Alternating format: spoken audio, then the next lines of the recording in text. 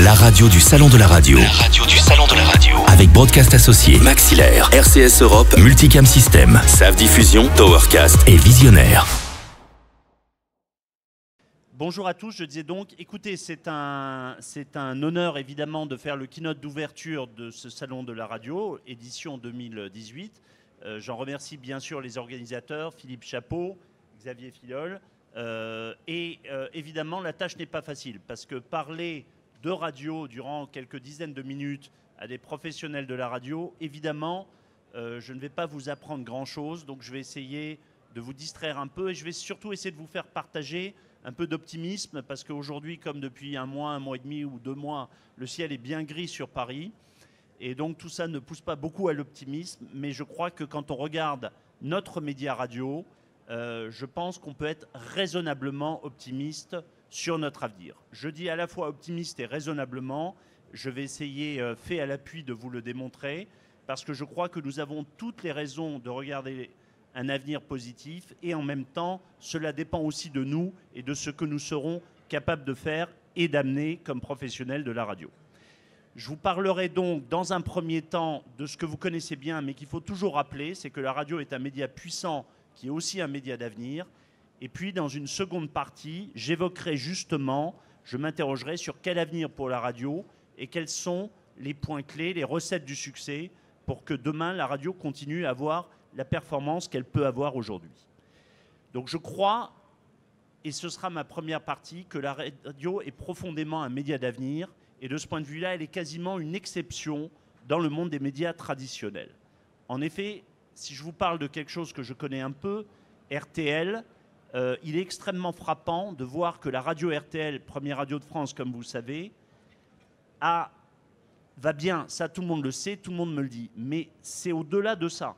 En vous disant cela, je ne vous apprends pas grand-chose. La réalité, c'est que nous avons, au cours des derniers mois, battu 2 records d'audience qui, je crois, sont remarquables. D'une part, et je vais vous envoyer, essayer de vous envoyer les slides qui sont prévus. Peut-être, c'est ceci. D'accord. Alors, le vert pour avancer, nous voilà. Et je vise ceci. Parfait. Donc, nous avons 2 records. Un premier record qui est le record de la saison.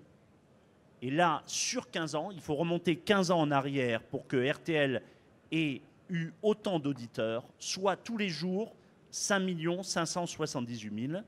Et un deuxième record qui est celui que nous venons de faire sur l'année 2017, où nous avons le plus grand nombre d'auditeurs sur une année depuis 10 ans. En d'autres termes, jamais RTL n'a eu autant d'auditeurs au cours des dernières années. Si vous voulez, je voudrais en tirer quelques enseignements. Ces records concernent naturellement RTL, mais je crois qu'à mon avis, elles dépassent clairement notre station. Le premier enseignement, c'est qu'on n'atteint pas un record par hasard. Si en 2017, nous avons atteint ce record, c'est parce que nous avons aligné 3 années successives de progression de notre audience. Et je dirais même, et c'est presque le point le plus remarquable, que donc ce n'est pas le niveau record de l'année qui compte, mais c'est qu'une radio leader ait pu, durant 3 années de suite, s'inscrire dans une dynamique en gagnant des auditeurs. Je crois que c'est le fruit d'une continuité, mais aussi évidemment d'une évolution, puisque vous le savez, nous avons changé notre grille à 90% au cours des 6 dernières années. A contrario, je pense que si nous n'avions pas fait ces changements, aujourd'hui, à l'endroit où je vous parle, RTL ne serait sans doute plus la première radio de France. Le deuxième enseignement, et celui-là il dépasse RTL, c'est que dans un secteur comme le secteur de la radio, quand le leader progresse, encore, cela veut dire qu'a priori, le secteur n'est pas en régression. En d'autres termes, je ne crois pas que RTL, leader de notre secteur, aurait aligné ses progressions et ses ressorts et ses records si le monde de la radio, si le média radio, dans son ensemble, ne se portait pas bien. Il y a donc dans ces performances de RTL profondément l'indice d'un média qui va bien. Et enfin, et c'est le troisième enseignement, si dans un monde numérique où tous les jours nous avons de nouveaux concurrents qui émergent, si la radio tire son épingle du jeu, c'est, je pense, qu'elle est formidablement adaptée à ce monde numérique, et cela en raison même de ses qualités intrinsèques, de ses qualités essentielles, et j'aurai l'occasion d'y revenir. Mais revenons rapidement sur ce record de RTL. Comment RTL a-t-elle pu, au cours de l'année, au cours de la saison passée, avoir plus d'auditeurs qu'au cours des 15 dernières années, alors que le paysage médiatique était radicalement différent. Je rappelle que si on se replace en 2002, nous avions à l'époque pas de chaîne d'information en continu gratuite, nous avions seulement 7 chaînes de télévision, là où on en a gratuites, là où on en a plus de 40 aujourd'hui, et nous avions évidemment pas de site internet info pertinent. Je crois que cela démontre que rien n'est impossible, que rien n'est inéluctable, et que tous ceux commentateurs, spécialistes du secteur média et au-delà, qui passent leur temps à dire que les médias traditionnels ont leur avenir derrière eux, sont morts. Je pense que face à ces nouveaux entrants, Netflix, Facebook, Google et autres qui devraient nous balayer, mais je crois que quand on montre avec une radio comme RTL qu'on peut avoir cette santé, qu'on peut avoir cette progression, je pense que c'est l'illustration que rien n'est jamais joué et que tout le monde peut tirer son épingle du jeu. Alors pourquoi cette performance? Pourquoi le média radio va bien? Qu'est-ce qui explique son dynamisme et sa progression? Eh bien, je pense que ce sont les qualités mêmes de ce média. Pour tout vous dire, je crois que ça passe par une question existentielle sur le média lui-même. Quelles sont ses caractéristiques? Quels sont ses atouts? Je vais vous faire une confidence. Il y a un peu plus de 8 ans, je venais du monde de la télévision. Je connaissais peu le monde de la radio. Je dirigeais les chaînes numériques du groupe M6. On avait des croissances formidables à 2 chiffres. Et quand on m'a proposé de prendre ce beau groupe de radio RTL, je n'aurais peut-être pas dû, mais je me suis posé des questions. Et je me suis notamment interrogé en me demandant, mais quel avenir pour le média radio? Est-ce que l'usage de la radio est-il appelé à baisser dans les années à venir? C'est une question que les questions que je me suis posées il y a 8 ans. Y a-t-il une pérennité du modèle des radios généralistes avec le développement de plein de nouveaux acteurs, notamment sur l'info? Et enfin, à l'heure du développement de la musique en streaming, qui commençait déjà à l'époque, mais qui s'est largement renforcé depuis, y avait-il un avenir pour les radios musicales? Eh bien, je crois pouvoir dire aujourd'hui, 8 ans après, qu'à ces 3 questions, les réponses ont été clairement positives pour la radio. Pourquoi la radio a-t-elle, en vérité, au cours de ces 8 années, et je vous le montrerai chiffres à l'appui, connu un regain de dynamisme? Comment peut-on expliquer ces performances actuelles? Je crois que cela s'explique par 2 raisons. D'abord, les caractéristiques intrinsèques du média radio, qui le rendent non seulement compatible, mais particulièrement performant dans le monde numérique. Et la deuxième raison est évidemment une explication qui réside dans l'évolution de la technologie, sur laquelle je vais revenir. Mais commençons par ces qualités essentielles de la radio, qui n'ont pas changé, qui étaient là avant le monde numérique, et qui sont toujours là aujourd'hui, et qui sont fondamentales. Parce qu'elles sont, et c'est notre chance, totalement adaptées, totalement compatibles, et conditions de performance dans le monde numérique. La première, c'est la mobilité. Le numérique a créé la mobilité pour tous les médias, même pour la télévision. Avant, la télévision était un gros poste attaché avec un fil à la patte. Aujourd'hui, on peut voir sa télévision sur des écrans mobiles. La radio est profondément mobile, c'est évidemment un atout. Le deuxième, c'est la gratuité. Le monde d'Internet, et nos amis de la presse écrite le vivent tous les jours en cherchant à, et nous le cherchons aussi nous, de façon à monétiser nos contenus, mais nous le faisons essentiellement par la publicité. Parce que nous avons notre culture, nous sommes des médias gratuits. Et dans le monde numérique d'aujourd'hui, la gratuité est une condition essentielle au succès. Le troisième, et j'aurais tendance à dire quasiment que c'est le premier, c'est le caractère non exclusif. Il suffit de regarder un adolescent, un enfant, il est multitâche. Il écoute la radio, il est sur les réseaux sociaux, il communique avec ses amis, il parle éventuellement à ses parents.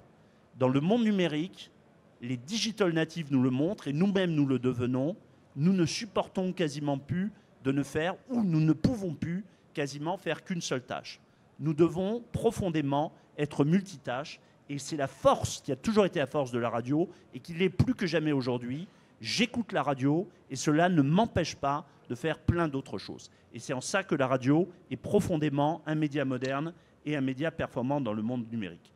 Et les 2 dernières caractéristiques, c'est la dimension personnelle. Je choisis ma radio, j'écoute la radio que je veux. Dans le monde numérique, c'est aussi un monde de l'appropriation, un monde du choix personnel, pas un monde du choix partagé.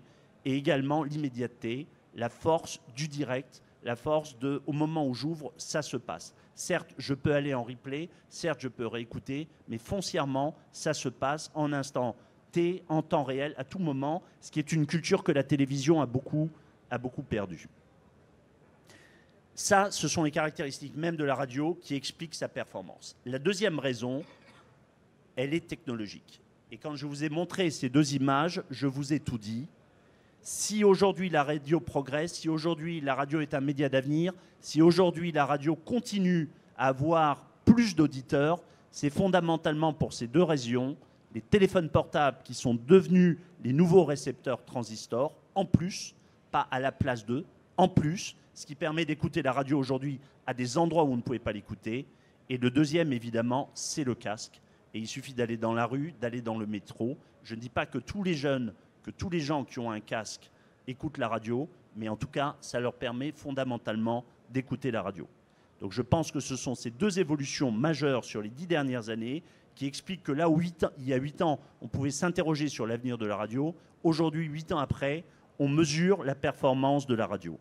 Et pour vous montrer à quel point la radio est performante, c'est qu'elle est un média puissant, un média qui a toujours une dynamique forte. Et c'est ça notre chance. On n'est pas seulement puissant, on a une dynamique forte. L'usage de la radio est loin de baisser.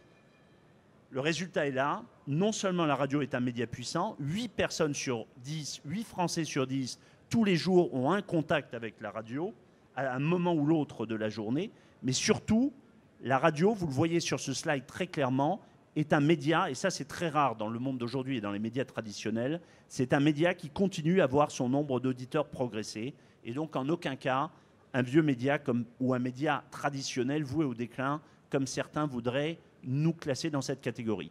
Vous voyez que nous avions 42,4 millions d'auditeurs chaque jour en moyenne entre la saison 2007 et la saison 2011, et qu'à partir de la saison 2012 jusqu'aujourd'hui, nous sommes passés l'ensemble du média radio à 43,1 millions d'auditeurs, soit un gain de plus de 700 000 auditeurs. Ça n'a l'air de rien, mais je pense que sur ce slide, beaucoup de choses est dit sur la bonne santé aujourd'hui et l'avenir de la radio. Alors comment expliquer ce succès? On l'a vu, des raisons technologiques, des raisons intrinsèques. Si je regarde un peu plus dans le détail, je vois que le slide est incomplet. Alors je vais vous faire le commentaire. C'est que c'est essentiellement, peut-être que si je rappuie une deuxième fois, voilà, c'est un slide apparition successive.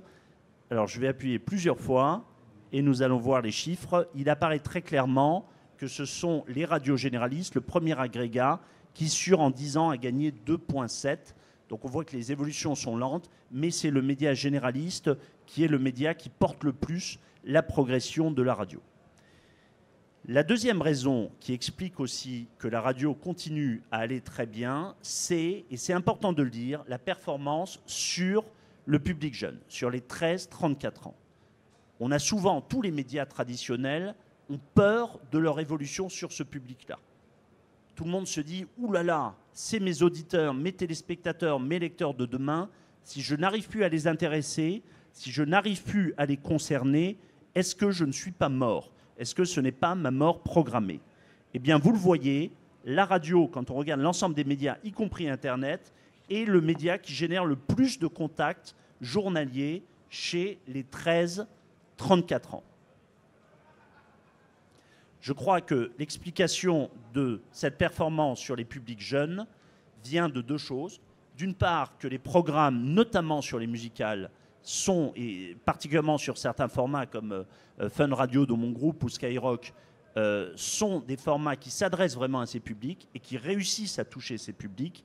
Et puis je crois que la deuxième raison, c'est que les nouveaux moyens d'écouter la radio, ceux que j'évoquais, sont naturellement très performants et très présents sur ces publics-là. Quels sont les supports sur lesquels on écoute la radio ? Vous le voyez, aujourd'hui, 12,3% de l'écoute se fait sur des supports multimédia, sur autre chose que des postes de radio. Et parmi ces supports, vous voyez que très largement, c'est le téléphone mobile avec 6,3%. C'est encore un pourcentage faible, mais c'est clairement ce mode-là d'écoute supplémentaire, ce que je vous disais par rapport au transistor, c'est un plus, ce n'est pas à la place d'eux, ce n'est pas un moins, c'est le développement des téléphones mobiles et de la radio sur téléphone mobile qui porte le plus notre croissance.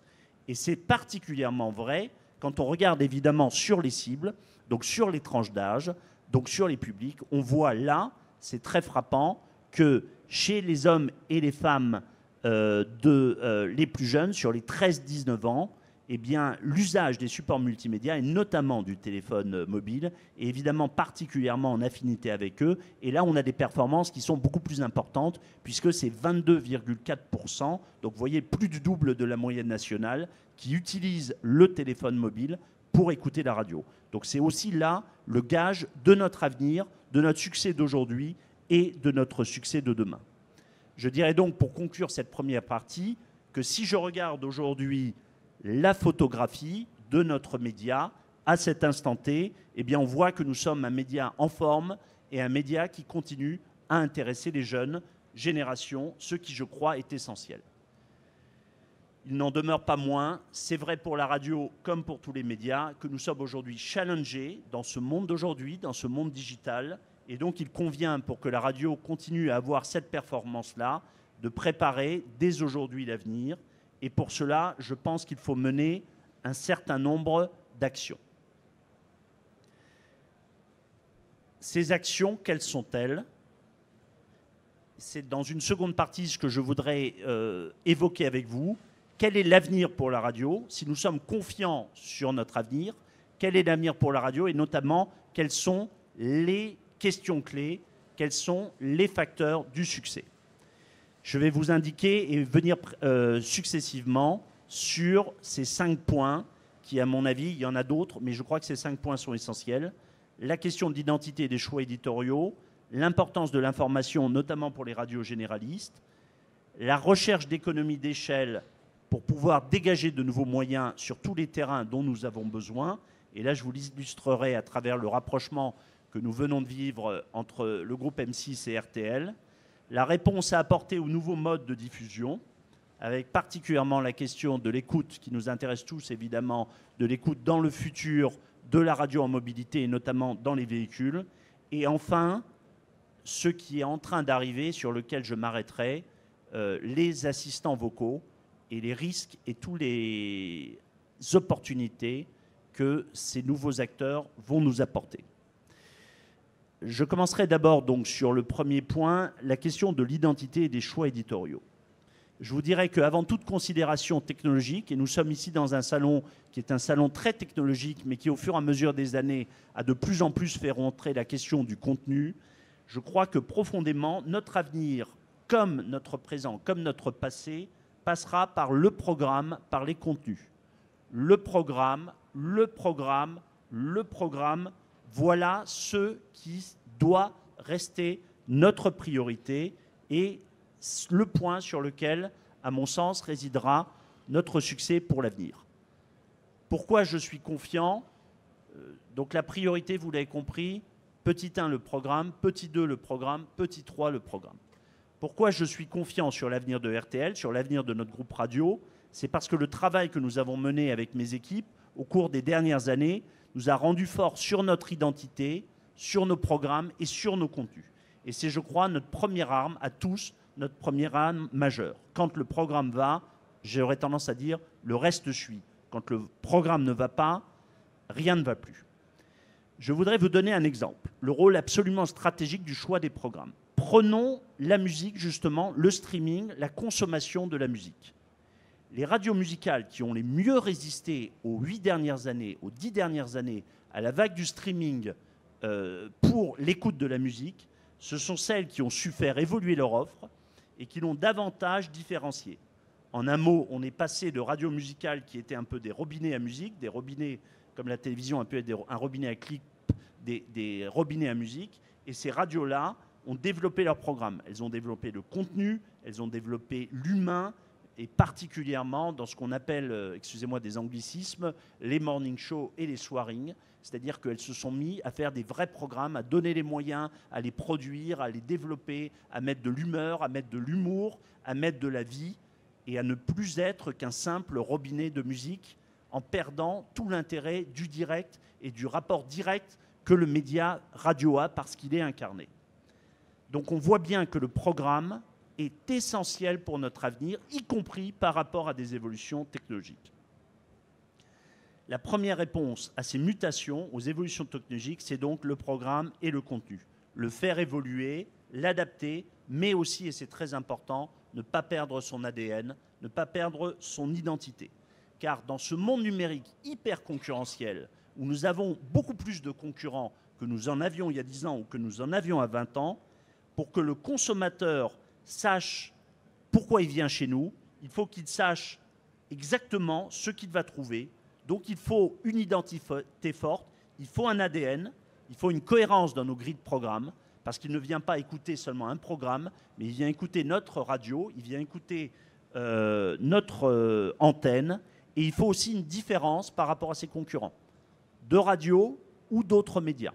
C'est à ces conditions-là qu'on rencontre le succès. Si je prends l'exemple de RTL, nous avons bien sûr des succès sur telle ou telle émission. Les grosses têtes, pour ne pas la citer, dont tout le monde connaît le succès et les records qui se succèdent. Mais je crois que si aujourd'hui nous en sommes là, c'est d'abord parce que nous avons respecté et défini notre ADN, notre identité et renouvelé nos programmes en restant dans une grande cohérence. La seconde clé, sur les 5 clés que je vous ai listées, pour que le succès soit devant nous, et cela s'adresse particulièrement aux radios généralistes, mais je pense aussi à tous les radios qui font de l'information, c'est l'importance de l'information pour nos radios. Nous vivons un moment où l'offre des news est exponentielle, elle est partout, chaînes d'information, sites internet, télévision, pure player, diffusion des infos sur les réseaux sociaux, et les tranches d'infos sur une radio généraliste comme RTL représentent un volume d'environ la moitié, 50% de nos programmes. Est-il encore pertinent dans cette concurrence, avec toute cette offre aujourd'hui, de continuer à faire autant d'informations, de constituer, alors que l'information évidemment a un coût important, 50% de nos programmes à de l'information? Eh bien la réponse est oui, elle est oui, oui, oui, 3 fois oui, plus que jamais. Pourquoi? Parce que d'abord l'appétence de nos concitoyens, des Français, loin de baisser, augmente pour l'information. Parce que les tranches d'infos des généralistes, globalement, loin de baisser, progressent. Et parce qu'à l'époque où le fake news devient, si ce n'est dominant, en tout cas largement diffusé, la question de la crédibilité de l'information pour un média, et de ce point de vue-là, la radio est très bien placée. Je vous renvoie au sondage annuel que fait la Croix, où nous ressortons une nouvelle fois comme le média le plus crédible. Donc les radios, profondément dans le secteur de l'information, avec une appétence qui augmente, avec des tranches de généralistes qui globalement tirent leur épingle du jeu en audience sur l'info, avec la crédibilité que nous avons en radio dans le domaine de l'info, je crois que profondément, notre avenir passe par l'information. Vous le voyez, de façon globale, l'intérêt des Français pour l'info progresse. Vous voyez que dans les moyens de s'informer, c'est très intéressant, là nous avons une évolution sur 5 ans, entre 2013 et 2016, et l'on voit que la radio reste dominante dans les moyens de s'informer, ou en tout cas à un niveau très fort. Là où vous le voyez, finalement Internet a progressé, mais pas tant que cela.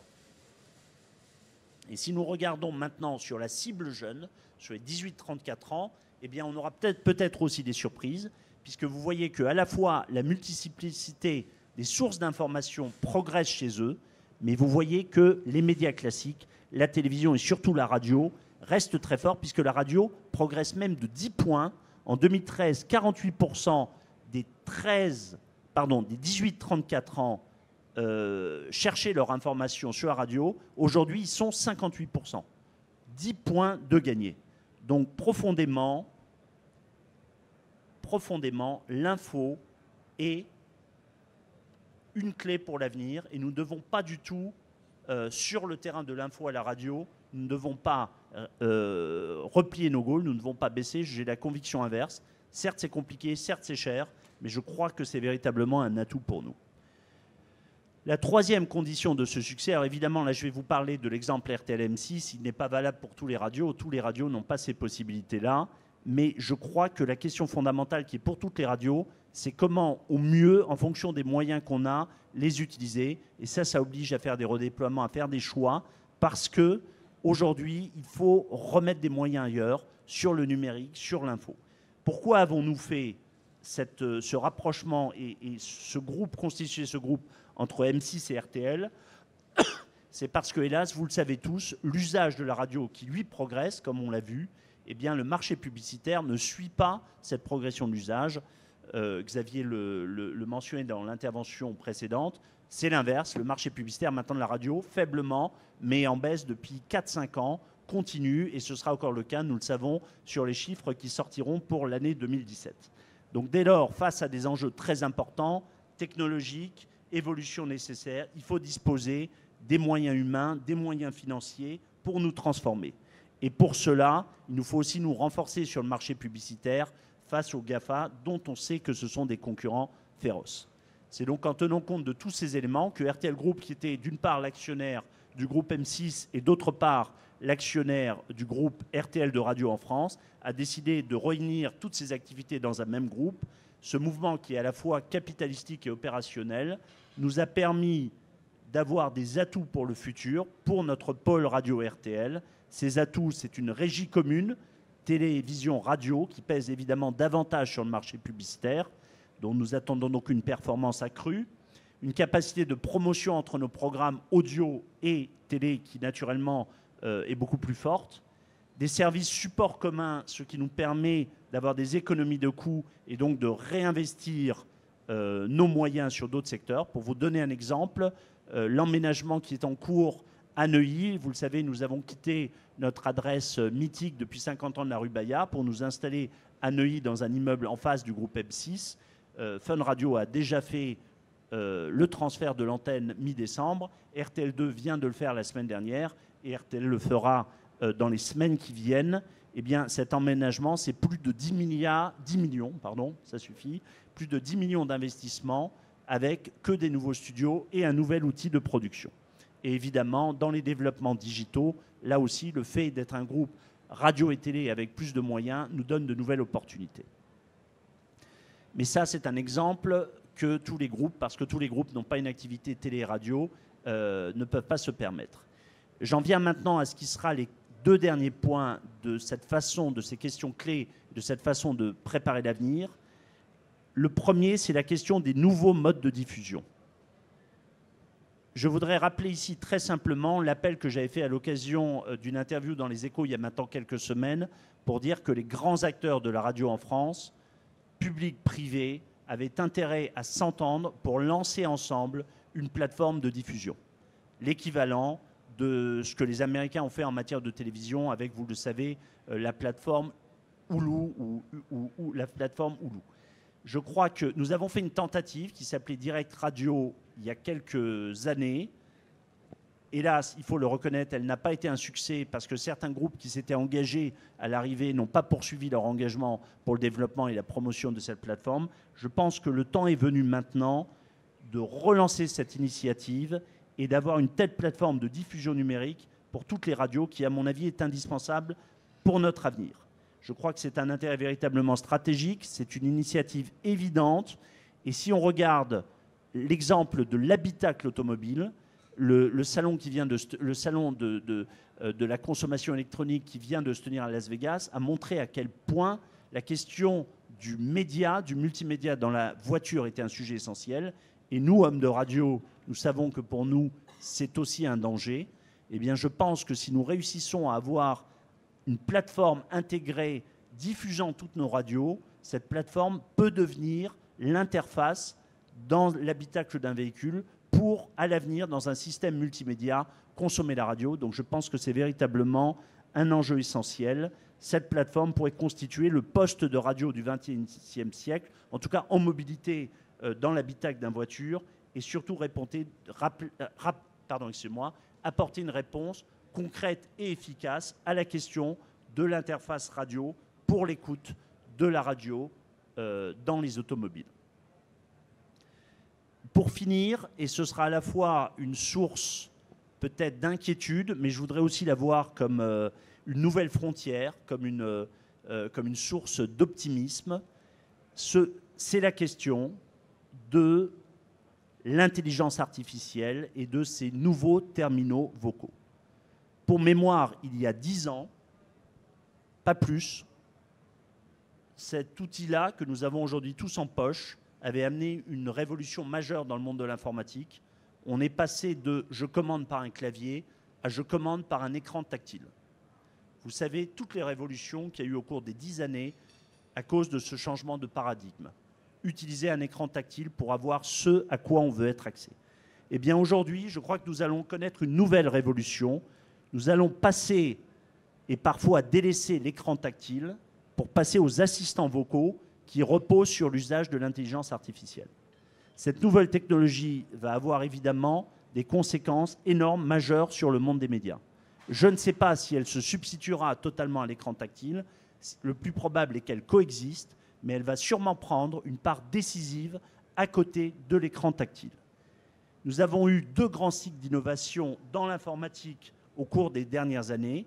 Un qui a été centré sur le texte, puis centré sur l'image, à travers le développement et la puissance des réseaux qui ont permis d'avoir une abondance d'images, là où avant l'usage de l'image sur Internet était très restrictive. Aujourd'hui, nous allons vers autre chose. Ces 2 révolutions avaient bénéficié aux médias écrits et aux médias non pas audiovisuels, mais télévisuels. Eh bien, je crois qu'aujourd'hui, avec ces assistants vocaux dits intelligents, les Google Home, les Alexa, nous allons retrouver une importance un peu inattendue pour nos savoir-faire de la radio, parce que ces nouveaux assistants-là sont naturellement dans le monde, dans notre monde à nous, qui est le monde du son, qui est le monde du vocal. Je crois que ces enceintes sont évidemment un incroyablement débouché pour les contenus numériques de nos radios. Vous savez déjà que nos bulletins d'information peuvent être diffusés et écoutés sur Google Home, Alexa ou autres. Tous nos contenus digitaux, émissions, flash, podcasts, natifs ou pas, sont autant d'atouts pour les radios face à ce que je pourrais appeler le nouvel Internet de la voix. C'est une révolution fondamentale et la radio a une opportunité incroyable dans ce domaine-là. Nous sommes arrivés, tout le monde ne le mesure pas encore, mais les années à venir vont être celles du nouvel Internet de la voix.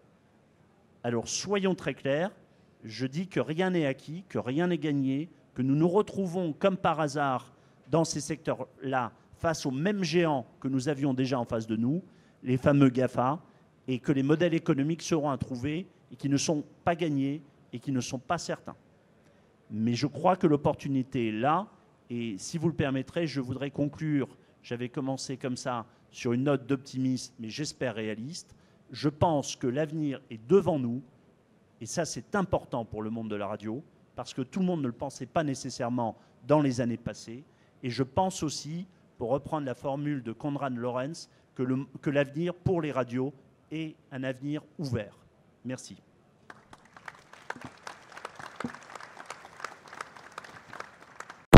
La radio du Salon de la Radio remercie tous ses partenaires.